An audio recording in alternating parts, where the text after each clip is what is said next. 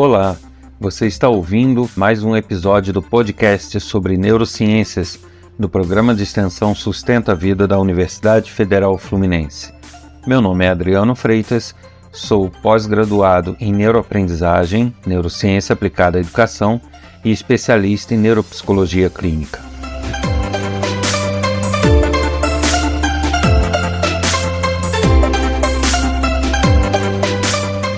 No episódio de hoje vou falar um pouco sobre sistema de recompensa e motivação.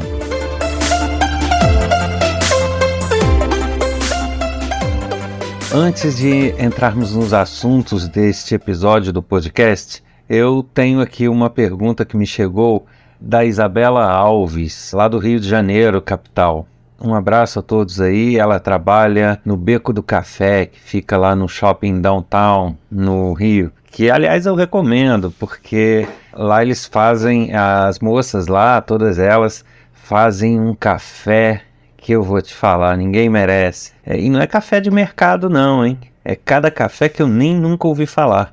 Então, de curiosidade aí, já aproveitei, já fiz o merchandising delas lá. São moças muito, muito legais. Um abraço a todos aí do downtown, do Beco do Café. Bem, a Isabela, ela pergunta sobre ainda o sono, né? Foi o outro episódio do podcast, onde eu falei que existem os matutinos e vespertinos.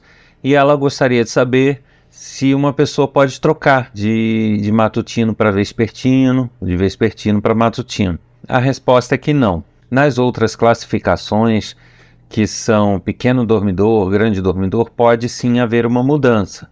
Com o passar da própria idade, a pessoa que é um pequeno dormidor pode passar a ser um grande dormidor ou vice-versa. Já uma pessoa que é vespertina, se transformar em matutina, não, nem o contrário.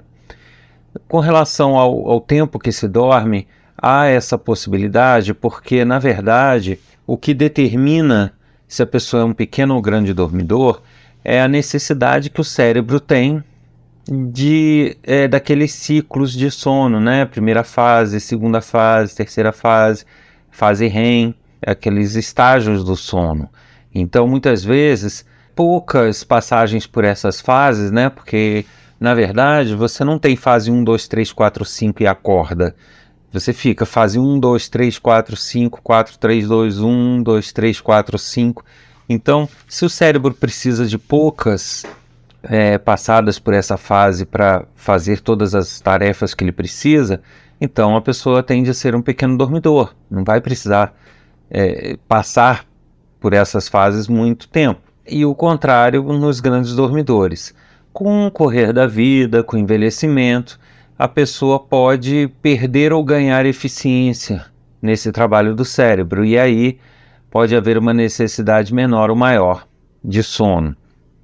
Então, por isso que um pequeno dormidor pode se transformar num grande dormidor e vice-versa.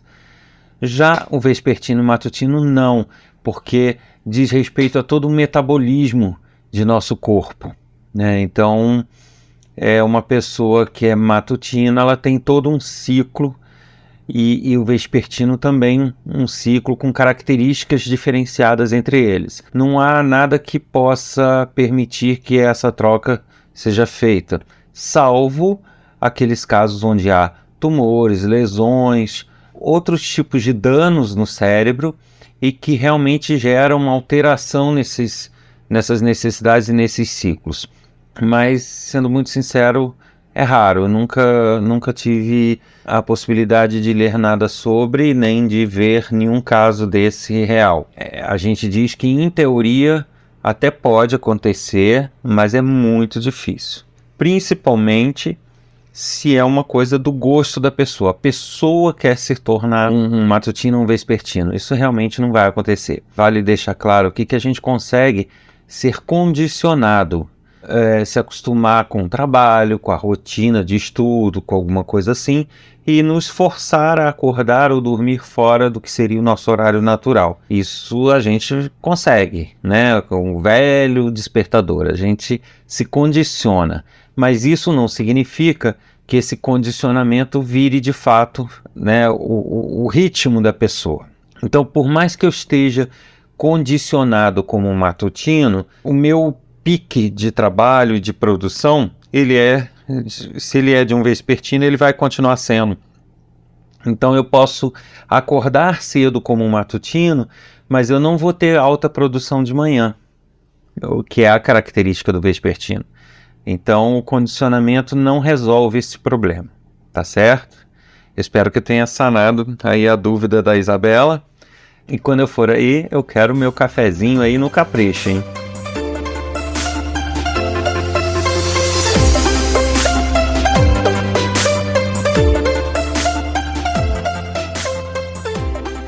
E vamos para o assunto de hoje, que é falar um pouquinho do sistema de recompensa e da motivação. O sistema de recompensa são mecanismos, né, são estruturas que são localizadas no interior do cérebro, no miolo dele, vamos dizer assim, e que nos indicam, sinalizam quando a gente faz algo certo, quando algo é agradável ao cérebro. A gente tem essas sensações quando a gente faz um trabalho que dá certo, quando a gente ganha alguma coisa, sempre aquela sensação gostosa que algo funcionou, que algo deu certo, é trabalho desses sistemas de recompensa. Ele processa um neurotransmissor, um hormônio chamado dopamina, que dá justamente essa satisfação. Em outra ocasião a gente vai falar um pouco mais disso, porque esse sistema de recompensa também tem forte influência sobre os vícios, mas isso a gente fala posteriormente. O fato é que sempre que a gente faz uma tarefa, o nosso cérebro precisa saber se a tarefa deu certo, se a gente conseguiu o que a gente queria ou pretendia com aquela atividade. E isso tudo faz parte, né, do trabalho do sistema de recompensa. Esse sistema de recompensa, ele processa a dopamina em várias escalas. Então eu posso ter uma pequena liberação de dopamina que vai servir somente para aquela indicação. É isso, tá certo. Sem grandes euforias, só mesmo a sinalização do correto. Mas eu também posso ter uma liberação um pouco maior, que aí já sai dessa questão do tá certo e passa a ser aquela satisfação, né? Aquela sensação gostosa de você ter trabalhado de repente uma semana num projeto e ele ter dado certo. Sensação do dever cumprido é também trabalho da dopamina, do sistema de recompensa, só que em uma dose um pouco maior do que aquele simples tá certo. E quando há uma liberação muito grande de dopamina, um processamento muito grande de dopamina, a gente entra em estados de euforia. Vamos dizer, eu torço para que isso aconteça com todo mundo, mas a gente sabe que não é possível. Mas digamos que você ganhe na Mega Sena. Então, imagina a euforia que não vai ser isso, né? Sair pulando pela casa, pela rua. Então, essa euforia, essa extrema animação é também trabalho do sistema de recompensa, da dopamina, só que em quantidades, em quantitativos muito maiores. O importante da gente saber que nós temos um mecanismo que serve como sinalizador para o nosso cérebro para dizer tudo que está certo e tudo que funciona e nos dar a satisfação, que pode ser apenas um aviso de que é isso, deu certo, ou pode ser uma euforia, e variando aí nessa escala. Posteriormente a gente vai ver outras finalidades e outras ações desse sistema de recompensa. Como eu falei, o vício, as tomadas de decisão certamente são ligadas a esse sistema de recompensa também, mas a gente vai tratar disso em episódios específicos do podcast. O importante aqui, e que eu quero falar, é sobre a motivação. Eu falei que o sistema de recompensa ele fica lá no miolo do cérebro. Muitas pessoas têm aquela ilusão de que aqueles sulcos, aquelas minhoquinhas que a gente vê nas ilustrações do cérebro, aquilo forma o cérebro inteiro, e não é. Aquilo é como se fosse a casca de uma laranja. Dentro mesmo do cérebro existem estruturas, e aí é que eu digo que está o sistema de recompensa. Já essa casca, né, esses sulcos que existem no nosso cérebro, ele é dividido assim para que a gente possa estudar. Então, cada parte ou pedaço dele tem um tipo de trabalho específico.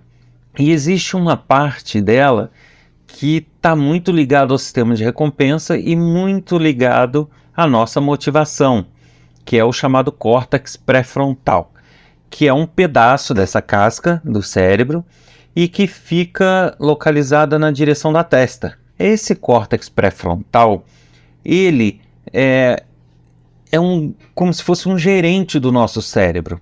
É ele que comanda várias outras partes do nosso cérebro e também consegue gerenciar memórias nossas passadas. E o que ele faz? Ele, mediante uma tarefa nova que a gente tem para fazer, ele vasculha nossas experiências, nossas memórias e verifica quais tarefas similares ele tem lá no nosso banco de memória. E aí ele verifica, ele tira uma conclusão com base nas nossas experiências passadas, se essa atividade tem grande chance de ser feita com sucesso ou não, se ela teve bons resultados no passado ou não, se ela tem chances de funcionar ou não.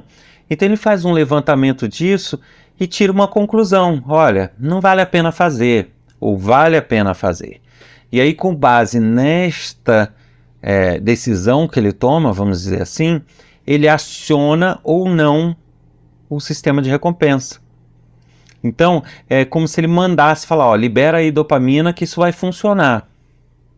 Ou fica quieto, não libera. Então, quando a gente realiza uma atividade e tem o processamento de dopamina, a gente se sente satisfeito porque a atividade funcionou, deu certo, foi finalizada. Agora, quando há uma liberação, um processamento de dopamina sem que a gente tenha feito, somente por olhar a atividade, por ter a oportunidade de fazer, e essa dopamina é liberada, então a nossa interpretação é um pouco diferente. Ao invés de a gente ter a satisfação por ter feito, isso não acontece, porque a gente não fez. Nos dá a motivação, a vontade de fazer. Então, a motivação nada mais é do que o córtex pré-frontal verificando a situação, a atividade que a gente tem para fazer e vendo as chances dela dar certo e de ser bom para a gente. E isso sendo detectado, libera a dopamina, e ativa o sistema de recompensa e nos faz querer fazer. Nos dá a motivação para fazer. Então a gente pode ter um resumo aí dessa situação, que é o seguinte: a gente não vai ter vontade de fazer aquilo que não nos remete a boas recordações, a um bom arquivo de memórias. Então, se a gente teve grandes experiências de fracasso com determinada atividade, a gente não vai se sentir motivado a fazer, porque o nosso cérebro não vai encontrar uma história de sucesso envolvendo aquele tipo de atividade. Ele não vai enxergar boas possibilidades, então ele não nos vai dar essa motivação, ele não vai ativar o sistema de recompensa. E aí uma dica interessante é o seguinte: muitas vezes isso ocorre de forma inconsciente. Então vamos dizer assim, uma criança, ela está estudando matemática, só que ela não é muito boa em matemática. Ela tentou fazer uma determinada atividade sobre uma certa matéria e errou. Quanto mais ela erra, menos vontade ela vai ter de fazer de novo, porque as experiências que vão sendo acumuladas são sempre de fracasso. Então, como que eu estimulo ela? Como que eu motivo ela a tentar de novo? Porque ela vai entrando num ciclo vicioso. Porque quanto mais ela erra, menos motivada ela está. E ao fazer menos motivada, a chance dela errar de novo é grande, porque ela não está com vontade de fazer. E isso vira um ciclo, né? Então, para eu quebrar esse ciclo e tentar reverter, qual é a solução? Se eu estou passando uma atividade para uma criança que realmente está tendo uma dificuldade, e eu percebo que ela está se desmotivando, eu falo, então vamos fazer uma coisa, vamos esfriar um pouquinho a cabeça, vamos fazer uma outra coisa, depois a gente volta para essa questão. E aí eu passo uma questão que para ela, para o cérebro dela, parece bastante a que ela estava tendo dificuldade. Só que eu coloco o nível de dificuldade zero. Eu coloco de forma que ela consiga. Que não é possível que ela não consiga. consiga, só que com as características bem parecidas com a atividade. Então ela vai fazer, vai acertar. E aí ela já formou uma memória de sucesso. Então eu faço uma segunda também facinha, ela acerta. Uma terceira facinha, acerta. E eu falo, vamos voltar para aquela lá? A gente já esfriou a cabeça? Ela já vai voltar mais motivada do que antes, quando ela vinha com aquela história de fracasso. E eu estou dando um exemplo aqui de criança aprendendo matemática, mas isso certamente vale para o trabalho, para a atividade de faculdade, para o que for, para a nossa vida. Então, se a gente tem dificuldade com uma atividade e a gente não se sente motivado a fazer, é bom que a gente busque atividades similares e que a gente consiga, para daí a gente pegar um impulso, vamos dizer assim, para poder realizar a atividade de forma mais motivada, como se fosse o chamado recuo estratégico. Tem outras interferências também, né? Mas eu não tenho condição de eu fazer uma atividade igual mais fácil para pegar essas memórias. Então, o que eu faço? Dou uma parada e vou ver vídeos na internet, vou ler sobre o assunto, eu vou ver como outras pessoas resolveram aquele problema, né? Se era, sei lá, como construir uma estante, eu não sei fazer uma estante de livros, que eu pesquise como as outras pessoas fazem estante de livro. Então isso vai me dando memórias de que é possível, de que é fácil para algumas pessoas, mas assim, ao ver muitas histórias de sucesso, eu vou ficando com aquela bagagem na minha memória de que as pessoas conseguem, de que é fácil, que mesmo não tendo sido uma história pessoal, eu começo a ter a sensação de que é possível. E isso vai me dar motivação para tentar também. Então a motivação ela não vai vir só com histórias de sucesso minhas, mas elas podem vir através de histórias de sucesso de outras pessoas e que eu acompanho e que eu vejo. Tá certo? Então nesse podcast a gente fica por aqui nesse episódio. Meu nome é Adriano Freitas, sou da Universidade Federal Fluminense, programa de extensão Sustenta a Vida. Caso você queira mandar sua dúvida, basta escrever um e-mail para podcast@sustenta-vida.com, colocando no assunto especialista com o qual você quer falar. Pode ter mais informações sobre o nosso programa de extensão acessando www.sustenta-vida.com e cursos de extensão acessando www.nosso-ead.com. Eu espero você no próximo episódio e nos ajude, divulgue este podcast, coloque nos seus favoritos, nos siga e sempre teremos um bate-papo aqui bastante legal sobre as neurociências. Um abraço a todos e até o próximo episódio.